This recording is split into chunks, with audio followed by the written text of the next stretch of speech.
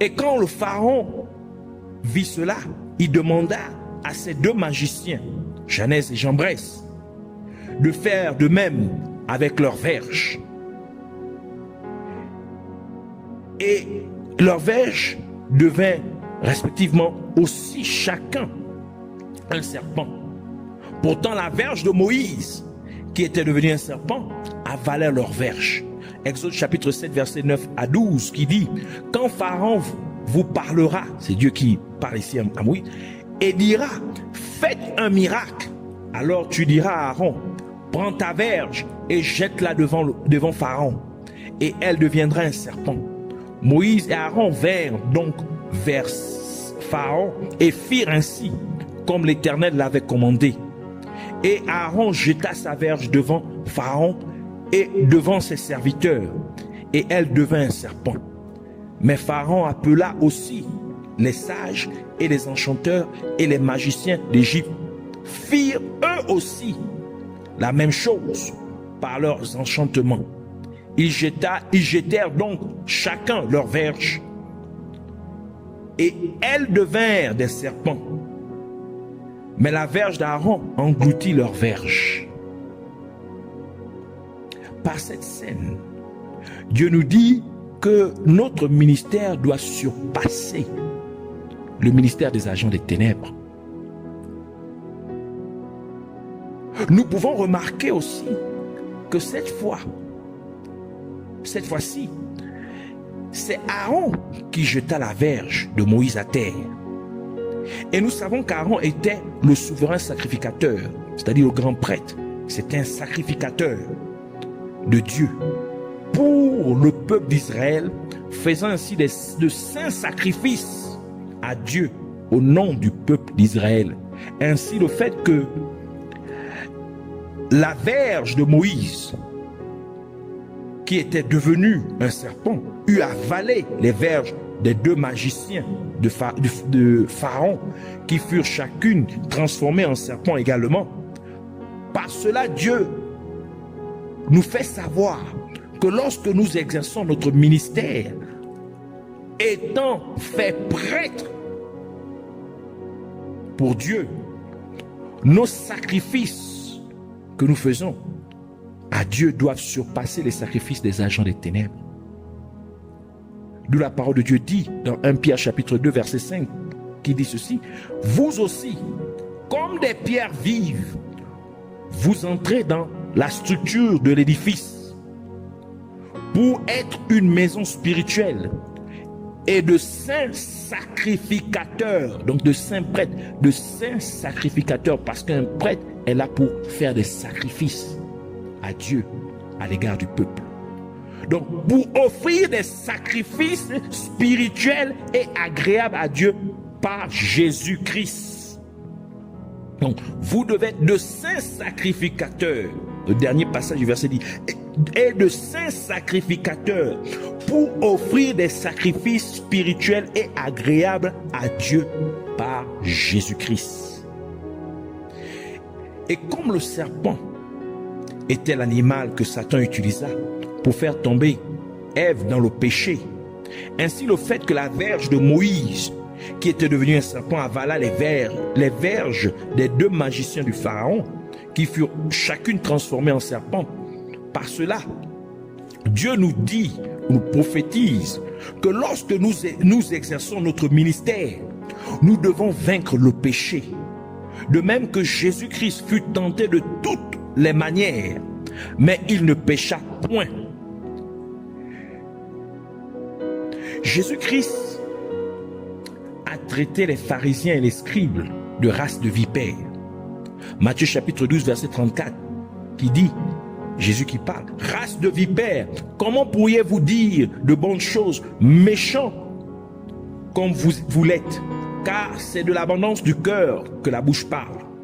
Jésus les a traités encore à nouveau.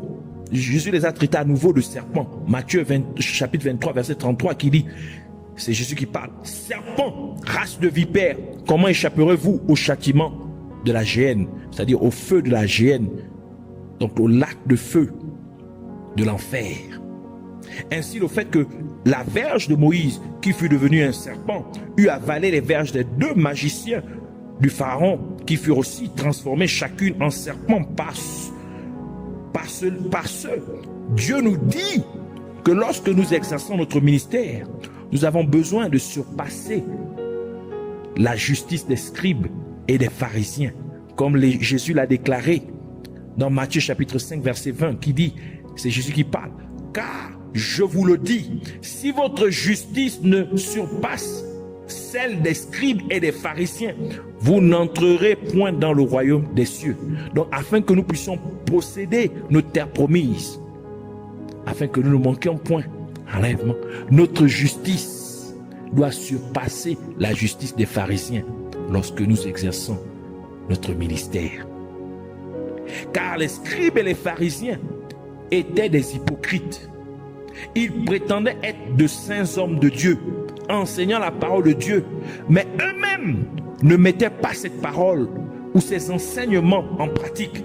C'est pourquoi Jésus-Christ leur dit ce qui suit dans Matthieu chapitre 23 versets 13 à 15 et versets 23 à 28 qui dit: malheur à vous, scribes et pharisiens, hypocrites, parce que vous fermez aux hommes le royaume des cieux.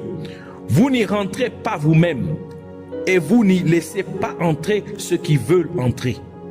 Malheur à vous, scribes et pharisiens, hypocrites, parce que vous dévorez les maisons des veuves et que vous faites pour l'apparence de longues prières. À cause de cela, vous serez jugés plus sévèrement. Malheur à vous, scribes et pharisiens, hypocrites, parce que vous courez la mer et la terre pour faire un prosélyte. Et quand il est devenu, vous en faites un fils de la géhenne, c'est-à-dire un fils de l'enfer, 2 fois plus que vous. Le verset 15, à partir du verset 15 jusqu'au verset 28, dit: malheur à vous, scribes et pharisiens, hypocrites, parce que vous payez la dîme de la menthe et de la nef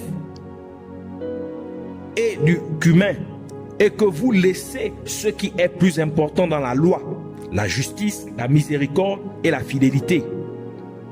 C'est là ce qu'il fallait pratiquer sans négliger les autres choses. Conducteur aveugle, qui coulait le moucheron et qui avalait le chameau. Malheur à vous, scribes et pharisiens, hypocrites, parce que vous nettoyez le dehors de la coupe et du plat, et qu'au-dedans, ils sont pleins de rapines et d'intempérance. Pharisiens aveugles, nettoie premièrement l'intérieur de la coupe et du plat, afin que l'extérieur aussi devienne net. Malheur à vous, scribes et pharisiens, hypocrites, parce que vous ressemblez à des sépulcres blanchis, qui paraissent beaux au dehors, et qui, au-dedans, sont pleins d'ossements de mort et de toute espèce d'impureté. Vous de même, au dehors, vous paraissez juste aux hommes, mais au-dedans, vous êtes pleins d'hypocrisie et d'iniquité. De plus, c'est le fait que Dieu eut demandé à Moïse d'utiliser sa verge pour diviser la mer Rouge, afin que Moïse et le peuple d'Israël puissent y traverser sur une terre sèche. Mais nous savons qu'à l'intérieur de la verge de Moïse se trouvait maintenant la verge des 2 magiciens du Pharaon. Car la verge de Moïse avala les verges des 2 magiciens lorsqu'elles furent chacune transformée en serpent. Exode chapitre 14 verset 16 qui dit, c'est Dieu qui parle. Toi, il parle à Moïse, toi, lève ta verge et tends ta main sur la mer et fends-la. Et les enfants d'Israël entreront au milieu de la mer à sec. Donc ils vont traverser la mer Rouge à sec. Par cela, Dieu nous fait savoir, nous prophétise que nous avons besoin des commérages, des critiques négatives, des moqueries des gens contre nous pour ouvrir notre mer Rouge. Ce qui signifie que lorsque nous exerçons notre ministère, nous avons besoin que les gens se moquent de nous, qu'ils nous méprisent et parlent contre nous, afin que nous puissions diviser nos problèmes et les traverser pour arriver à notre terre promise. Car la parole de Dieu dit dans 1 Corinthiens chapitre 1 verset 28, « Et Dieu a choisi les choses viles du monde et celles qu'on méprise, celles qui ne sont point, pour réduire à néant celles qui sont. » Donc, dans l'exercice de notre ministère, nous avons besoin que les gens se moquent de nous, que les gens nous méprisent, que les gens nous insultent. De même que les deux magiciens de Pharaon, Janès et Jambres, s'opposèrent à Moïse. Et le serpent, la verge de Moïse, qui était devenue un serpent, avala la verge des deux magiciens, qui étaient aussi devenus des serpents. Et c'est c'est cette verge-là maintenant qui avait avalé les verges des deux magiciens, des deux serpents des deux magiciens, donc qui avait avalé l'opposition de l'ennemi. C'est à partir de cette verge que Moïse a utilisé, il a levé pour diviser la mer Rouge, pour diviser ce qui l'empêchait de passer, les problèmes, l'obstacle qui se trouvait devant lui. Et la mer Rouge se fendit en deux. Et le peuple d'Israël et Moïse passèrent sur la terre sèche et traversèrent la mer Rouge pour posséder la terre promise Canaan. Ainsi, Dieu nous parle que nous avons aussi besoin de l'opposition lorsque nous exerçons notre ministère. Nous avons besoin que les gens se moquent de nous. Nous avons besoin que les gens nous insultent. Nous avons besoin que les gens nous méprisent. Nous avons besoin que les gens nous critiquent négativement. Car c'est ainsi que nous nous positionnons pour que Dieu puisse nous utiliser et confondre les choses les plus estimées, les choses les plus aimées, les plus considérées. Oui, en nous utilisant, nous qui sommes méprisés, nous dont on se moque. C'est bien ce sont de telles choses, ce sont de telles personnes que Dieu utilise. Alors, nous comprenons ainsi que nous devons nous saisir de la sagesse de Dieu afin qu'elle nous rende prudents, afin qu'elle nous remplisse de discernement, afin que lorsque nous exerçons notre ministère, nous serons vraiment prudents. Nous préparons pour l'avènement, pour le retour du Christ, pour l'enlèvement, que nous ne rations point l'enlèvement, que nous puissions le discerner, que nous puissions discerner les temps dans lesquels nous vivons et nous apprêter pour le retour du Christ, afin de rentrer dans le repos de notre Père Céleste, dans notre terre promise, et de posséder cette terre promise, de posséder notre salut. Nous devons nous saisir du bâton, de la verge que Dieu a mis entre nos mains, afin d'amener aussi beaucoup d'autres personnes à croire en nous, que c'est Dieu qui nous a envoyés vers eux, afin que eux aussi puissent croire et puissent rentrer dans le repos du Seigneur, qu'ils puissent ne point manquer l'enlèvement de Dieu. Alors ne cachons pas notre ministère, ne soyons pas fainéants, faisons bon usage de ce ministère. Alors nous voulons ainsi prier, premièrement pour remercier Dieu pour sa parole.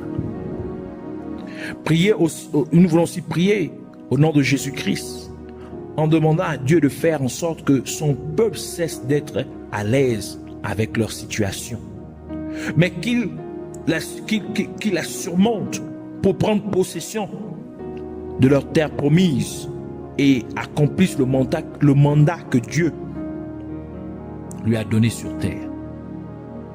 Nous voulons prier au nom de Jésus-Christ pour que le peuple de Dieu utilise la sagesse et le discernement de Dieu dans l'exercice de son ministère. Nous voulons prier au nom de Jésus-Christ pour que Dieu amène son peuple, c'est-à-dire chacun de ses enfants, à vaincre le péché dans l'exercice de son ministère. Nous voulons aussi prier au nom de Jésus-Christ pour que Dieu amène son peuple à faire en sorte que sa justice surpasse la justice des scribes et des pharisiens. Nous voulons prier également au nom de Jésus-Christ afin que le peuple de Dieu absorbe les commérages, les critiques négatives et les moqueries des gens contre eux, afin que Dieu s'en serve pour les amener à diviser leurs mains rouges, pour les amener à passer leurs obstacles, pour posséder leur terre promise. Et enfin, nous voulons prier pour remercier Dieu d'avoir exaucé nos prières. Alors ensemble, joignons notre foi et prions. Père éternel, Dieu tout-puissant, Dieu amour, Dieu saint, Dieu de gloire, Dieu de bonté, Dieu de compassion. Toi qui sais prendre soin de nous, toi qui sais nous nourrir, merci pour ta parole. Merci pour notre nourriture spirituelle, car tu as dit que l'homme ne vivra pas de pain seulement, mais de toute parole qui sortira de ta bouche. Alors merci d'avoir parlé, d'avoir fait sortir ta parole de ta bouche, afin que nous puissions nous en nourrir, afin que nous puissions grandir spirituellement, afin que nous puissions nous émanciper spirituellement, afin que nous soyons remplis de la foi, car la foi vient de ce que l'on entend, et ce que l'on entend vient de ta parole. Alors merci d'avoir encore augmenté notre foi au nom de Jésus-Christ. Merci Seigneur de nous avoir équipés au nom de Jésus-Christ, de nous avoir donné, montré ce dont nous avons besoin pour posséder notre terre promise, pour entrer dans notre salut, dans l'accomplissement de notre salut, pour entrer dans ton royaume, pour entrer, Seigneur, dans le repos céleste, ton repos céleste. Père, nous te prions au nom de Jésus-Christ. Fais-nous grâce maintenant de cesser d'être confortable avec notre situation, avec nos problèmes, notre maladie, nos obstacles. Que nous puissions maintenant nous tourner vers le nord, nous diriger vers le nord, que nous puissions maintenant surmonter cet obstacle, que ton peuple puisse maintenant surmonter ton obstacle, que celui qui écoute ce message puisse maintenant surmonter, Seigneur, cette maladie, surmonter ce cancer, surmonter, Seigneur, cette douleur, surmonter, Seigneur, cette infection, car, Seigneur, il a assez duré avec cette maladie. Il a assez duré avec ce problème. Que maintenant, tu puisses amener ce problème à disparaître au nom de Jésus. Que tu puisses amener ce problème à complètement, Seigneur, s'évaporer et ne plus jamais revenir au nom de Jésus-Christ. Que cette montagne maintenant, Seigneur, soit surmontée au nom de Jésus-Christ. Et que ton peuple maintenant puisse se diriger vers le nord. C'est-à-dire qu'il puisse maintenant prendre possession de la sagesse, de ta sagesse divine, de ton discernement, afin de pouvoir posséder la terre promise, de pouvoir entrer, Seigneur, dans ton repos céleste, au nom de Jésus-Christ. Qui puisse discerner entre ce qui vient de toi et ce qui ne vient pas de toi. Qui puisse être à mesure de discerner les temps dans lesquels nous vivons et de s'apprêter pour l'enlèvement, qui ne manque point à l'enlèvement, qui soit prêt au nom de Jésus. Qu'il puisse, Seigneur, se saisir de sa verge et de l'exercer, Seigneur, de la mettre en pratique, de mettre en pratique son ministère, qui ne cache point les talents, les dons, Seigneur, le ministère, Seigneur, que tu lui as confié au nom de Jésus, mais qu'il exerce cela, qui mettent cela en exergue. Et que cela amène beaucoup d'autres personnes à croire que c'est bien toi qui les as envoyés. Et qu'ils puissent venir aussi à entrer dans le repos, dans ton repos céleste, au nom de Jésus-Christ. Que les gens se préparent, qu'ils s'apprêtent, que cela amène les gens, beaucoup d'autres personnes à s'apprêter pour l'enlèvement, au nom de Jésus-Christ. Seigneur, nous prions que dans l'exercice de notre ministère, que nous puissions vaincre le péché. De la même manière que tu as vaincu, Seigneur, la tentation dans toutes ses formes et que tu n'as point péché. Que nous aussi nous puissions vaincre toute tentation sans péché. Que tu nous amènes à faire en sorte que notre justice surpasse la justice des scribes et des pharisiens. Que nous exerçons notre ministère sans hypocrisie, sans avoir une forme externe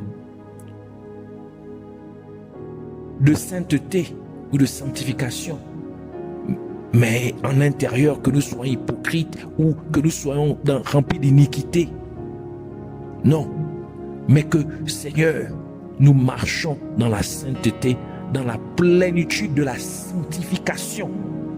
Que cela ne soit pas une simple apparence, mais que cela soit sincère, que cela soit une réalité. Au nom de Jésus-Christ. Seigneur, amène-nous à absorber les commérages, les moqueries, les critiques négatives, les mépris des gens lorsque nous exerçons notre ministère. Qu'ils se moquent de nous. Peut-être parce que nous avons seulement, nous avons 2 âmes, 3 âmes. Nous n'avons pas de grandes églises. Nous n'avons pas de grandes congrégations ou de grands édifices physiques. Qu'ils se moquent de nous, Seigneur. Que cela t'amène à nous utiliser, Seigneur, dans ces derniers jours, pour confondre les choses les plus considérées, pour confondre les choses les plus aimées, les plus respectées, les plus estimées, comme tu l'as dit dans ta parole, que ce sont de telles choses, les choses les plus maîtrisées, que tu utilises pour confondre les plus estimées. Au nom de Jésus-Christ. Merci, Seigneur. Ainsi que cela nous amène à diviser notre mer rouge, à diviser nos problèmes, à diviser nos obstacles, afin que nous passions, Seigneur, nous passions, Seigneur, sur la terre ferme, pour posséder notre terre promise, pour posséder, Seigneur, ton repos céleste, au nom de Jésus-Christ. Merci d'avoir écouté nos prières, d'avoir exaucé, Seigneur, nos prières. Que la gloire, l'honneur et la majesté te soient rendus au nom de Jésus-Christ. Amen.